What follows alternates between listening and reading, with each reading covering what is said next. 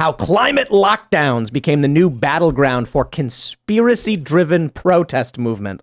Protesters radicalized by their opposition to COVID lockdowns have a new target: anti-traffic measures. So they're already downplaying what the media themselves were saying over the past several years. There was an article in the New York Times that said because of the COVID lockdowns, the earth was healing. Yes. Like that was something that I meant to bring up, is like the fact that like in the beginning of the COVID lockdown, it's like all of the people that are worried about the environment were just like, ooh, rubbing their hands together. Like, this is our shot. If we can get people to lock down, we can save the earth. And I feel like they might have gotten the idea to lock down and no, actually, I'm not going to say that because they probably had it long before. So that's a bad idea. Or you think that the two are connected, the climate and the COVID opportunity to lock people down?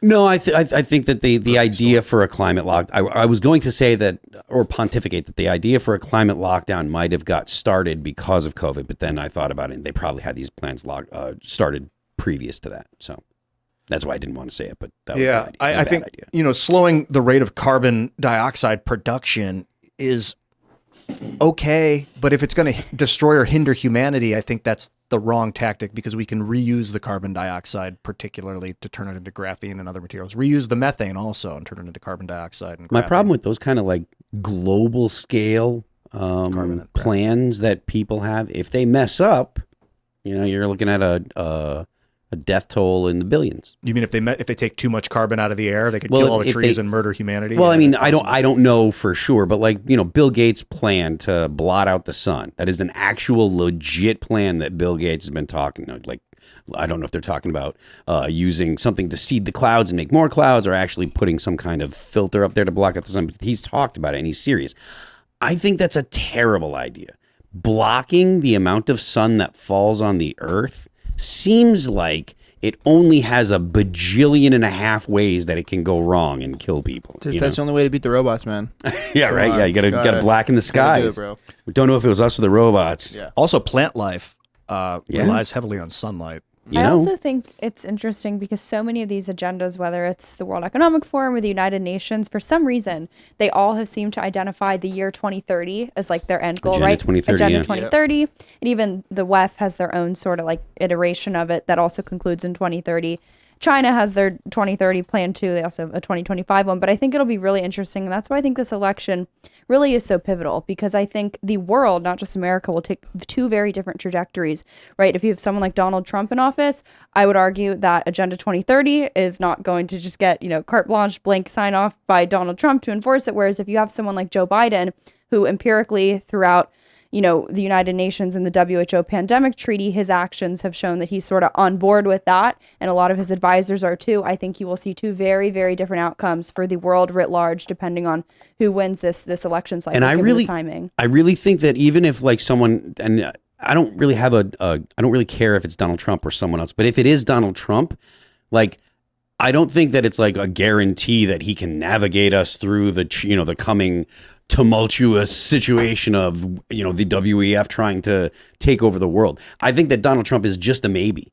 If we go with a Democrat, it's a definite that we're going to do whatever it is that the international community wants. We lose our sovereignty if we elect a Democrat, because they don't push back against the international community. So whatever the international community wants is what the United States does, regardless of what the American people want. Let me pull this up from Wikipedia just so you understand Agenda 2030.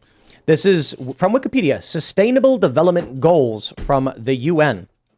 They say it's their global goals or sustainable development goals are a collection of 17 interlinked objectives designed to serve as a shared blueprint for peace and prosperity. 17 is a magic number, Jim Lindsay says too. Oh, yeah. For people and the planet now and into the future. They say it was formulated in 2015 by the UN General Assembly as part of the post-2015 development agenda. They say they were formally articulated and adopted in a UNGA resolution called the 2030 Agenda, known colloquially as Agenda 2030. So when you hear people saying this, you're going to get the media saying it's one big conspiracy theory, it's all nonsense. And what they're going to do is they're going to ignore the actual complaints people have about the mission of the UN, and they'll hyper-focus on some random crackpot in an alley who's screaming that Agenda 2030 is trying to steal moon cheese. And they'll be like, these crazy conspiracy theorists think the earth is flat. And then the average person who's like, hey, this is a bit alarming to me because we're a sovereign nation that shouldn't be giving over our rights to an international body, they will omit that from the news reports. That's the same type of thing that they did with the whole like Jeffrey Epstein stuff and then the pizza place.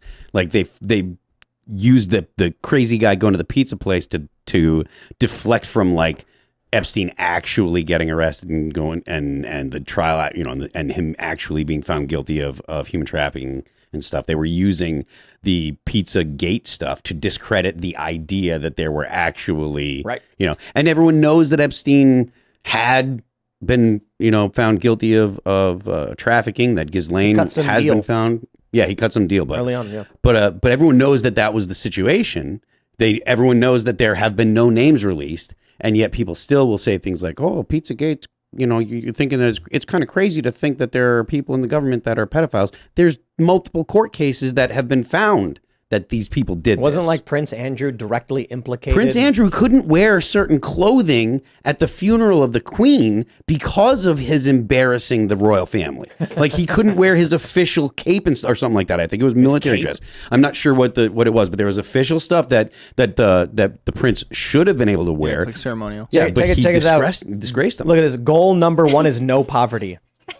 How that's not possible. Yeah, good luck. Poverty is relative. A poor person today has better dental care than Rockefeller did 100 years ago, 100 and some odd years ago. So that's like it's an impossible thing to say. Zero hunger. Let's hold on. Let me tell you about. You're supposed to be hungry sometimes. I know, right? Hunger is a good thing. It tells you that you need to put food in your stomach. Nope. Right. I'm going to approach this from the view of Ultron, the rogue AI that was trying to wipe out humanity. How do you end poverty? They say goal number 1 is to end poverty in all its forms everywhere. It would end poverty globally. One of its indicators is the proportion of population living below the poverty line. Now, you see, these lefties and these corporate journalists or whatever might see that and say, oh, I get it. If they give all the poor people more access and money, they'll be above the poverty line. And then all of the international elites look at each other like, sure. And what they're actually envisioning is the poverty line is the cutoff point where they excise that portion of the population, and then there's no poor people anymore. Then they say zero hunger. Same thing. How do you get rid of hunger? Anyone who's hungry, gotta go. You know what I'm saying?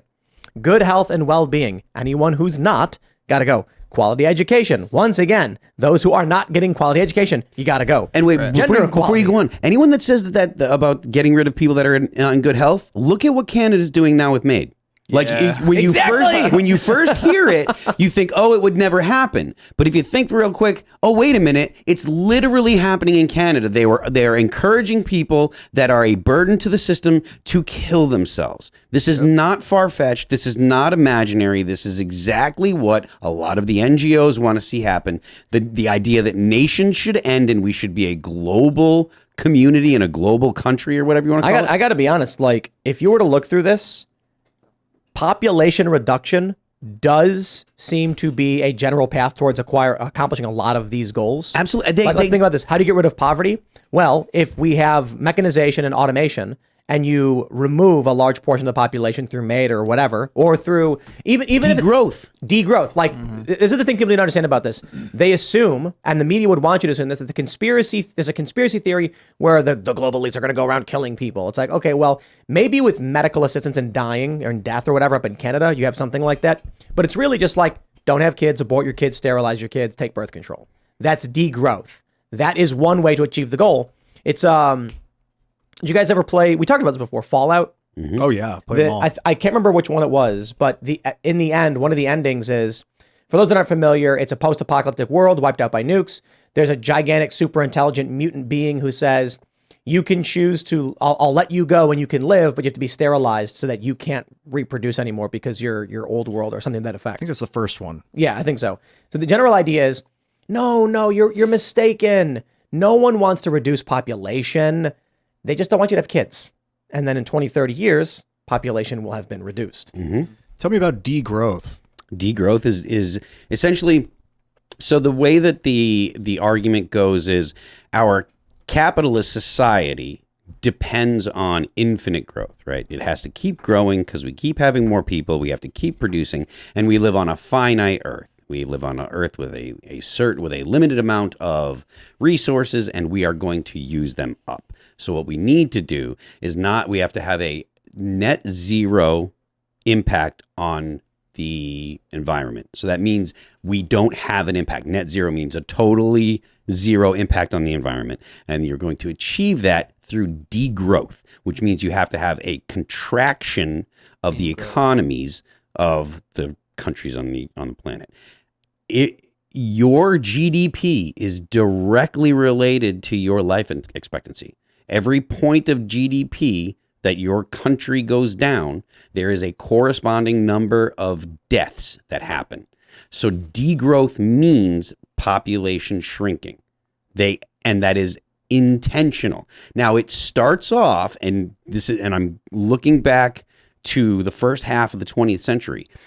Eugenics and population control and these types of man controlling society with big plans like they're talking about here, these type of programs will start off with one mandate and one idea, and they grow. And I hate to do this because I don't want people to be like, oh, everyone compares it, but like the stuff that Hitler did to the Jews in Nazi Germany didn't start off with grab them and throw them into the concentration camps. It started with, okay, you got to wear these patches. It starts small. So the idea of we have to do things to contract, the government has to do things to contract, they will start small. And as it doesn't work as fast as they want, and as there are people that will push back, they will continue to up their efforts, and you will end up with, I imagine, billions dead. Thanks for watching this clip from the Timcast IRL podcast. Hang out with us live Monday through Friday at 8 p.m.